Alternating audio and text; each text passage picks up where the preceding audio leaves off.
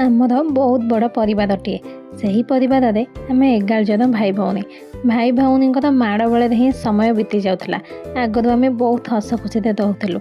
समय गति परिवर्ते भौणी मैंने बड़ हो बाहरी गले और भाई मैंने कर्म क्षेत्र में बाहरी पड़े। आउ ये हसुवा घर पुणी थे चुप हो गला। सब बेले भाई भौणी कथा मन पड़े किंतु वर्तमान को तो बदल हेबनी ना। समय स्रोत समस्ते व्यस्त रहीगले। आउ एबे घरे आमे बाकी रही जाइछु दुई भाई भौणी। नना काम को पड़े आज से काम तो फ्री होई कहला चल आमे भोजीटे करबा। मु कहली भोजी मु भाविली समस्ते करबा सांग से कहला आमे 2 जन भोजीटे करबा। से पैसा मागबारु मु 30 टंका ताको बढ़ी देली। सबशिष्ट पैसा मिसई चिकेन नहीं आसिला। आउ से निजे आज रोषे करला। ताहा तो चिकेन तो बहुत टेस्टी। जेहेतु से बाहर रोची सब काम ताको बहुत ठीक भाव में जना अच्छी। आमे भाई भौणी मिसी भोजीटे करूँ आ मन शांति करी खाईदेलु।